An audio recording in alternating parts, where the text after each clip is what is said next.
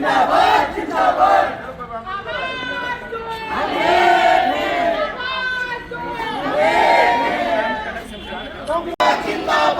Congress party जिंदाबाद जिंदाबाद जिंदाबाद हमारी मेयर कैसी हो,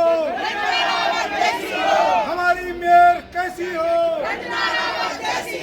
कांग्रेस पार्टी जिंदाबाद जिंदाबाद जिंदाबाद कांग्रेस पार्टी जिंदाबाद जिंदाबाद जिंदाबाद महिला शक्ति जिंदाबाद जिंदाबाद जिंदाबाद महिला शक्ति जिंदाबाद जिंदाबाद जिंदाबाद आवाज दो बोलो बोलो जल्दी महिलाओं के संग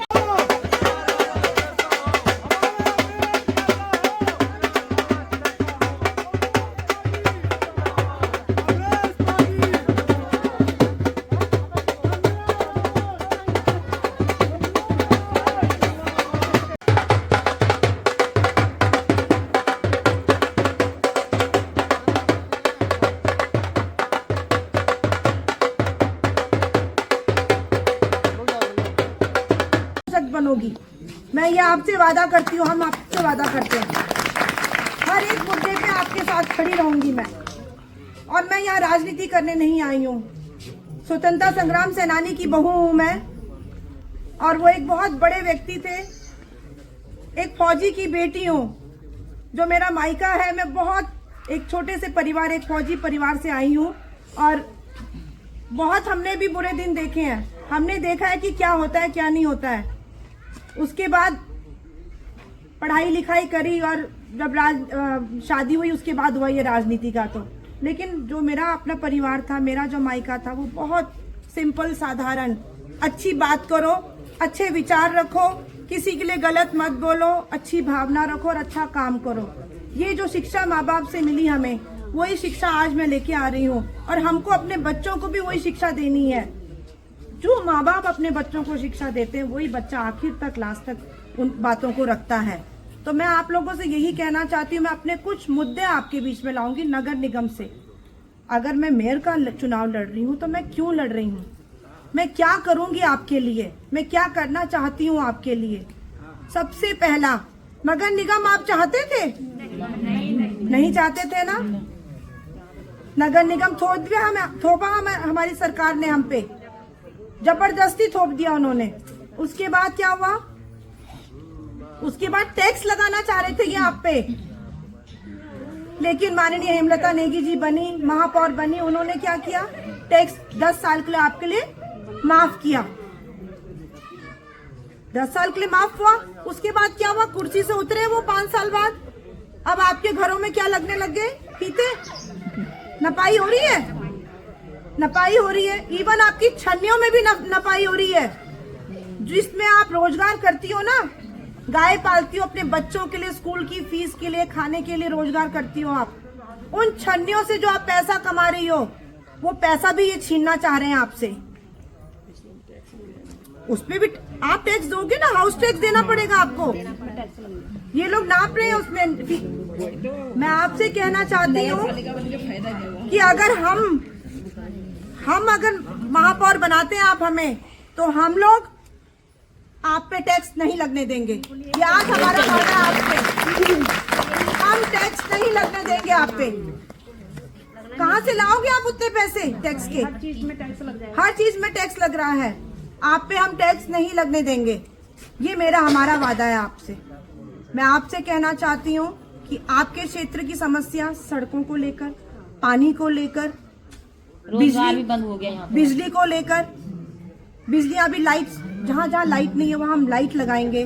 को जागरूक किया नशे के लिए कि आप अपने बच्चों को देखो, बच्चे उस मैक का नशा, भांग का नशा, पता नहीं किस किस प्रकार का नशा कर रहे हैं, और बच्चों का जीवन खत्म हो जा रहा है इसमें। तो किस लिए कमा रहे हैं हम? सब व्यर्थ है। अगर हमारे बच्चे नशे में चले गए, हमारा कमाना उमाना सब व्यर्थ है। तो मैं आप लोगों से यही कहना चाहती हूँ कि एक जो ये हमारी बड़ी लड़ाई है नशे को लेकर, जहाँ मेरी महिलाएं बुलाती हैं, चाहे सने हो, चाहे सिगड्डी हो, चाहे किशनपुरी हो, अगर दारू की दुकान कहीं मेन रोड पे खुली, हम खुलने नहीं देंगे। सही बात है। हमारी महिलाएं बहुत परेशान हैं, मैं तो खुलने नहीं दूंगी। जहाँ जहाँ मेरी मातृशक्ति बुलाती है। खोल दी थी हमारे भैया के द्वारा। किशनपुरी में खोल रहे थे, दुर्गापुरी में खोल रहे थे, सने में खोल रहे थे। जहाँ जहाँ हमारी मातृशक्ति ने हमें बुलाया वहाँ वहाँ हम पहुँचे दारू की दुकान बंद करने के लिए। आप खोलो ना जंगल में, जिसने पीने जाना होगा वो जंगल में पिएगा जाकर। हमारे बच्चे तो नहीं पिएंगे, कम से कम हमारी बेटियां वहाँ से महिलाएं गुजर नहीं सकती उस रास्ते से। कैसे खोलोगे आप रोड में दुकान? तो हम इसके खिलाफ है, नशे के खिलाफ है हम। मैं आपसे कहना चाहती हूँ कि आपको अगर कहीं भी कोई भी व्यक्ति दिखता है अगर नशा करता हुआ या बेचता हुआ स्मैक का नशा, आप तुरंत मुझे फोन करना, हमें फोन करना, हम आएंगे आपके बीच में, चाहे रात के 12 बजे हो। एक बार का वाकया मैं बताना चाहती हूँ आपको। एक यहाँ पे अस्पताल है, वहाँ पे हमारी रात को पता नहीं क्या इंजेक्शन लगा, क्या लगा, वो उसी समय उनका मृत्यु हो गई। एक भाई ने मुझे 12 बजे फोन किया, तुरंत 12 बजे मैं उस हॉस्पिटल पहुंची और हम लोगों ने उस डॉक्टर को निकाल के वहाँ पे उसको वो किया कि आपने ऐसे कैसे, पथरी का इलाज करने आई है महिला, आपने ऐसे कैसे मार दिया उस महिला को। तो जब जब मेरे भाई हमको बुलाते, मेरी बहनें बुलाती, चाहे वो रात के 12 बजे हो। बहुत ऐसी थी मैं, जब छोटी थी ना, तो मतलब डर लगता था अकेले कहीं जाना। लेकिन जब अब हम लोग आए राजनीति में तो हम स्ट्रांग बने, और अब मैं रात को 12 बजे 1 बजे हो, बहुत स्ट्रांगली हम लोग, बहुत कहते हैं ना कठोरता से हम लोग काम करते हैं। और जब भी हमारी मातृशक्ति हमें बुलाती है हम लोग उपस्थित होते हैं। तो आप लोग, हम सब सशक्त बनेंगे। अगर क्या करती हूँ कि आप लोग, किराया बढ़ गया है गाड़ी मैं आपसे वादा करती हूँ, मालन पुल की बात नहीं करूंगी, वो मेरे अंतर्गत नहीं आ पाएगा, लेकिन मैं आपसे वादा करती हूँ कि आपके जो छोटे छोटे काम हैं, आपके जो छोटे छोटे काम हैं, जैसे कि आप लोग वो बनाते हैं, प्रमाण पत्र बनाते हैं, विधवा पेंशन बनाते हैं, विकलांग पेंशन बनाते हैं, कोई नगर निगम की योजनाएं आती हैं, उसके लिए आपको कहाँ जाना पड़ता है? नगर निगम जाना पड़ता है। हम वादा करते हैं कि ये नगर निगम का एक छोटा ऑफिस आपके क्षेत्र में लाएंगे ताकि आपको दूर ना जाना पड़े। ठीक है, आपके लिए एक छोटा मिनी ऑफिस नगर निगम का यही लाएंगे जहाँ पे आपके सारे कागज पत्तर बनेंगे, आपको कोटद्वार नहीं आना पड़ेगा। ये हम लोग वादा करते हैं आपसे। जनता दरबार के रूप में मैं आपके पास आऊंगी। हम लोग प्रत्येक क्षेत्र में जनता दरबार लगाएंगे और पूरे कर्मचारियों के आपके बीच में लाएंगे। जो भी आपकी समस्या होंगी उन समस्याओं का निराकरण होगा। रंजना रावत कोटद्वार को एक जो नगर पालिका हमारा उत्तराखंड की बेस्ट नगर पालिका बनाना चाहती हूँ, सबसे अच्छी नगर पालिका बनाना चाहती हूँ। और मैं चाहती हूँ, हम लोग चाहते हैं कि उत्तराखंड में सबसे अच्छी नगर निगम होगा कोटद्वार, और हम पुरस्कृत भी होंगे भारत सरकार से। हम ये चाहते हैं। और कैसे होगा सुंदर और स्वच्छ कोटद्वार, कैसे बनेगा? कौन करता है स्वच्छता? हमारे क्षेत्र की हमारे कर्मचारी, हमारे जो नगर निगम के कर्मचारी हैं वो करते हैं। कभी आपने सोचा उन कर्मचारियों के लिए? हम कहते हैं कि तुमने यहाँ सफाई नहीं किया, तुमने हमारा वार्ड साफ नहीं किया, हम ऐसे डांटते हैं ना उन्हें। लेकिन कभी हमने सोचा उनको कि बरसात में, कड़ी सर्दी में, वो बिना रेनकोट के, बिना कोट के, बिना जूते के, बिना उसके हैट के, उनके हाथ में ग्लव्स नहीं होते हैं, वो दिन रात सफाई करते हैं हमारी, लेकिन उनके बारे में कोई नहीं सोचता। उनके बारे में सोचता है कोई नहीं सोचता। तो हम चाहते हैं कि हम उनको एक तो स्वास्थ्य सुविधाएं दें अपने कर्मचारियों को, और उनके पास औजार भी नहीं है। नाले साफ करने हो तो औजार नहीं है, झाड़ी साफ करनी हो तो उनके पास हथियार नहीं है। तो हम उनको सारे हथियार मुहैया कराए, उनको गम बूट्स हो गए, उनको ग्लव्स हो गए, उनको रेनकोट हो गया।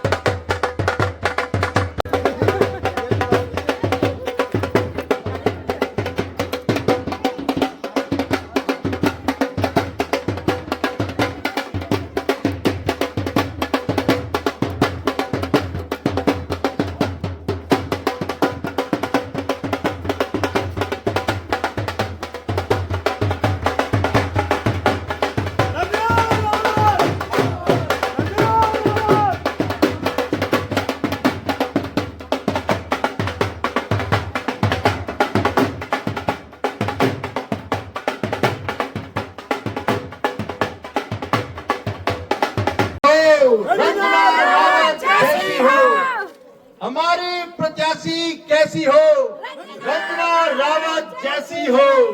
रंजना दीदी तुम संघर्ष करो, हम तुम्हारे साथ हैं। रंजना दीदी तुम संघर्ष करो, रंजना दीदी तुम संघर्ष करो।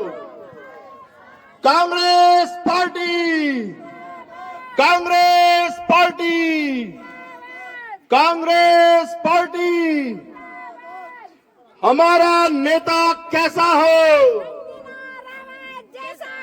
हमारा नेता कैसा हो, रंजना रावत जैसा हो।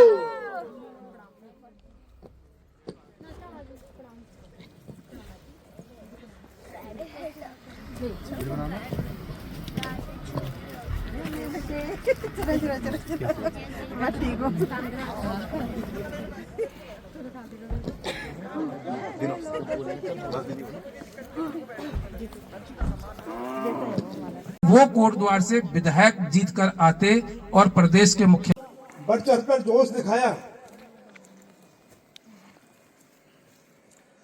जो इन 5 सालों में आपने अनुभव किया, महसूस किया, उन कमियों को, उन दर्द को, और उस दुविधा को हटाने के लिए आप सभी लोगों ने एक आह्वान किया और अपने इस भाई को, अपने इस बेटे को इस नगर निगम के चुनाव में पार्षद। आप अपनी बच्ची, अपनी बेटी को नगर निगम महापौर के पद में बिठाएंगे। मैं अंत में आपसे बात करना चाहती हूँ, ना इधर ना उधर, ना उधर ना इधर। मेरी आखिरी सांस तक मैं जहां हूं मैं वहां रहूंगी, अपनी कांग्रेस पार्टी में रहूंगी। मैं अवसरवादी नहीं हूं। दूसरे दल के नेता कभी बीजेपी, कभी कांग्रेस, कभी बीजेपी, कभी कांग्रेस। रंजना रावत संघर्ष कर रही है 14 सालों से, चाहे कोटद्वार में संघर्ष किया, चाहे लैंसडाउन में संघर्ष किया, लेकिन एक जगह पे अडिग रही। वो अपनी पार्टी के साथ अडिग रही। स्वतंत्रता संग्राम सेनानी की बहू हूं मैं। मेरी एक विचारधारा है अपनी पार्टी की और मैं अपनी विचारधारा से कभी नहीं हट सकती। आप दूसरे पार्टी के लोगों को देख लो, वो कभी इधर जा रहे हैं, कभी उधर जा रहे हैं, अपने मतलब के लिए जा रहे हैं। रंजना रावत ने अपना सब कुछ दे दिया पार्टी को। आज पार्टी ने समझा अपनी बच्ची को और आज मेयर पद पे। कहते हैं ना कि अगर आप एक जगह अडिग रहोगे ना तो वो पत्थर भी कोई हिला नहीं सकता। तो अपने आप को इतना सशक्त, इतना मजबूत बनाओ कि आगे चलकर हर कोई आपके सामने बहुत गर्व से बोले कि हाँ भाई, ये हमारा बच्चा है जो एक जगह पे खड़े होकर अपनी लड़ाई लड़ रहा है।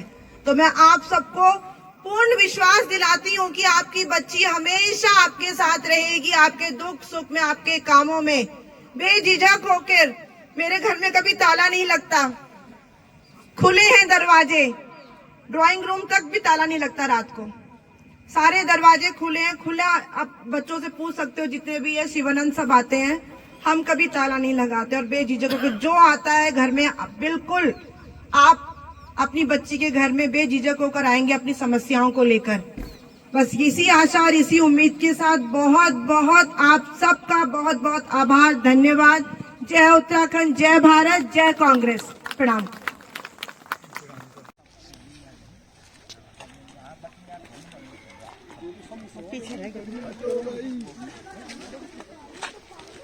आपने भी ले लिया, आपने भी। हम तो है ही।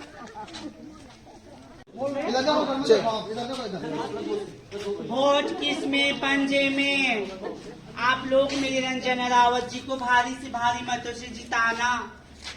माता रानी राजी खुशी रखे मेरे रंजना रावत जी को, मेरी दीदी को भारी से भारी मतों से जीत जाना मेरी दीदी। और क्या, देश के विकास, गांव के विकास करके दिखाना है कि नहीं। धन्यवाद जी नमस्कार, धन्यवाद आप लोगों को।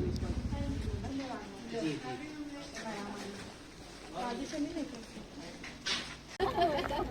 एक फोटो ले लो भैया।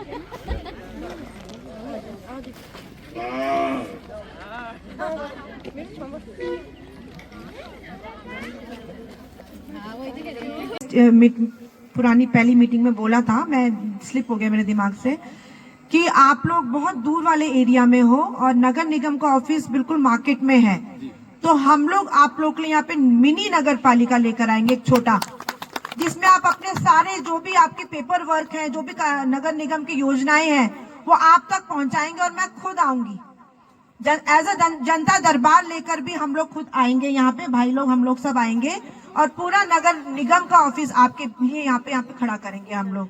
आपको दर दर की ठोकर खाने वहां नहीं आना पड़ेगा, क्योंकि एक तो मालन पुल भी नहीं बन रहा है, देख रहे होंगे आप 2.5 साल से मालन पुल की स्थिति। तो आप लोगों को नहीं आना पड़ेगा, हम आपके बीच में आएंगे। आपके जो भी छोटे छोटे डॉक्यूमेंट्स होते हैं उन कामों को लेकर हम लोग कर्मचारियों को लेकर आपके बीच में आएंगे और यहीं पर मिनी हम लोग नगर पालिका का यहाँ पे आप लोग लिए बनाएंगे। और बहुत योजनाएं हैं महिलाओं के लिए मेरे पास, अब करूंगी तब बताऊंगी। Thank you.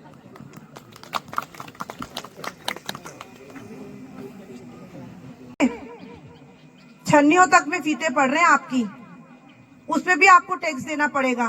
जो आप गाय का पालन करते हो, फिर आप उससे पैसा कमाते हो अपने बच्चों के लालन पालन के लिए, आपका वो पैसा भी छीना जाएगा सरकार से, सरकार आपका पैसा छीनेगी वो भी। तो अगर आप चाहते हो कि आप पे हाउस टैक्स ना लगे तो बिठाइए हमें गद्दी में, भाई जी को, हमको, हम लोग विरोध करेंगे इसका। हम हाउस टैक्स नहीं लगने देंगे आप पे। कहीं ना कहीं आपको कदम उठाना पड़ेगा। आप देख रहे होंगे शौचालय नहीं है कहीं भी, महिला शौचालय की बात कर रही हूं मैं, महिला हूं एक, हम मार्केट जाते कहीं जाते हैं तो महिला शौचालय कहीं नहीं है। तो हमारा जो मुद्दा एक है कि महिला शौचालय बनाएं।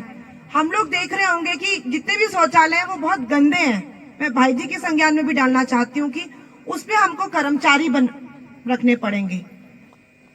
बहुत गंदे हैं वो शौचालय, जब तक हम उनमें कर्मचारी नहीं रखेंगे तब तक वो शौचालय साफ नहीं होंगे। हम लोग साफ सुथरे शौचालय चाहते हैं और महिला शौचालय चाहते हैं। एक बात जो मेरे बेटे के द्वारा मेरे दिमाग में आई, और ये आप सब भी यहाँ सब माताएं हैं, मेरे बेटे ने मुझे कहा मम्मी मुझे लाइब्रेरी बुक पढ़नी है, लाइब्रेरी है यहाँ कहीं? लेकिन कोटद्वार में कोई भी एक लाइब्रेरी नहीं है। बच्चों को टेस्ट देने होते हैं, फौज में भर्ती होना है, बैंक में भर्ती होना है, अलग अलग एग्जाम पास करने हैं, लेकिन बच्चों के लिए लाइब्रेरी नहीं है कोटद्वार में। तो हम चाहते हैं कि अपने बच्चों के लिए 40 वार्ड हैं, 40 वार्ड में 40 लाइब्रेरी नहीं कर सकती हूँ, जितना मैं कर सकती हूँ मैं उतना बोलूंगी आपको कि हम 10 से 12 लाइब्रेरी हम लोग जरूर अपने बच्चों के लिए बनाएंगे, जहाँ पे निःशुल्क होगा।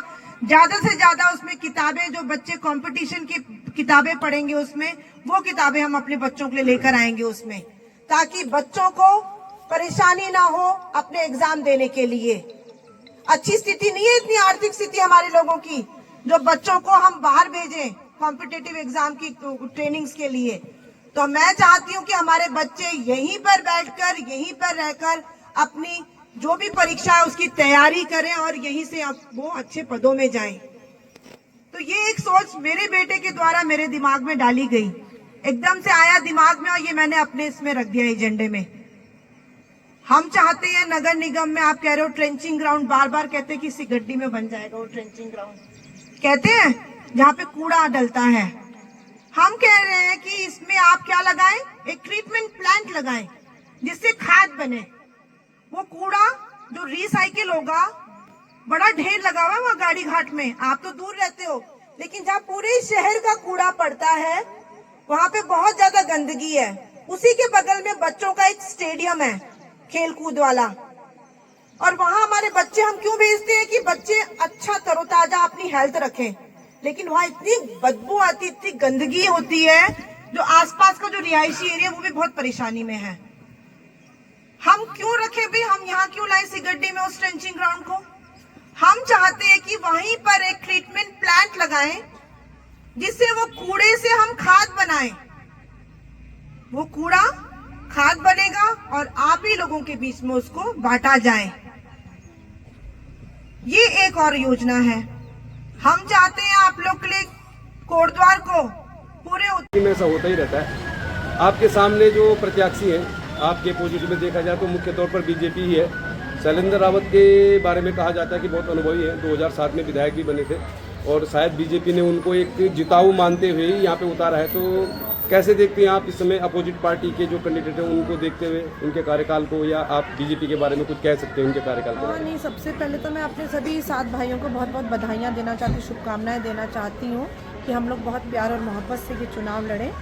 और उनकी एक बहन बात हो गई है रंजना रावत जी से। वैसे तो रंजना रावत जी हमारे बहुत सारे वीडियोज में दिखाई दी होंगी, अंकिता भंडारी का केस रहा हो, मूल निवास का केस रहा हो, तो रंजना जी अभी आई है कलाल घाटी से होके, तो थोड़ी बातचीत कर लेते हैं चलते चलते। जी स्वागत है आपका केबी न्यूज़ में। बहुत बहुत धन्यवाद आपको।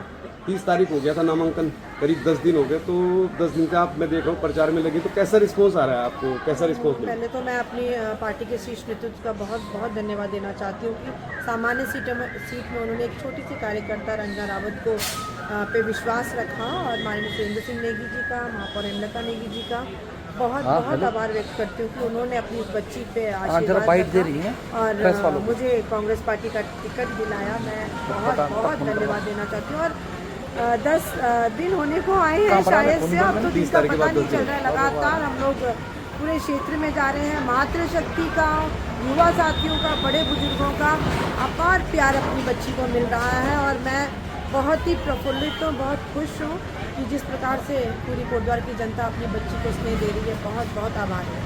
अच्छा, तो अभी मैं देख रहा हूँ कि आज आपने काशीरामपुर, दुर्गापुर, तिल्लोपुर, 3 जगह मुझे लग रहा है 3 वार्डों में आपने भ्रमण कर लिया, तो इस तरह से ही आप चुनाव प्रचार करना चाहते हैं कि पहले पूरे वार्डों को कवर कर लिया जाए, मतलब या वार्डों को कवर करना चाहती हूँ मैं, चाहे वो सने से लेकर सिगड्डी तक हो। तो हम लोग सारे वार्ड्स को कर रहे हैं, फिर बीच के वार्ड्स को भी कर रहे हैं, हम लोग सुखरो बेल्ट को भी कवर कर रहे हैं। गाड़ी घाट अपना हो गया, आपका लकड़ी पड़ाव, आम पड़ाव हो गया, ये सारे काफ़ी वार्ड्स 1 to 1 करना चाह रहे हैं हम लोग, और पैदल भ्रमण कर कर ही हम लोग घर घर जाकर लोगों को मिल रहे हैं। लग तो नहीं रहा कि आज आप इतना घूम के आए होंगे, कहीं ऐसा तो नहीं खाली प्रचार चल रहा, घूम रहे हो? बिल्कुल अभी तो आप बिल्कुल फ्रेश लग रही हूँ मैं, नहीं, लेकिन आज सुबह 9 बजे मैं निकल चुकी थी। आज हम लोगों ने कुंभी चौड़ भी हमने अपनी यात्रा की, पैदल यात्रा करी है।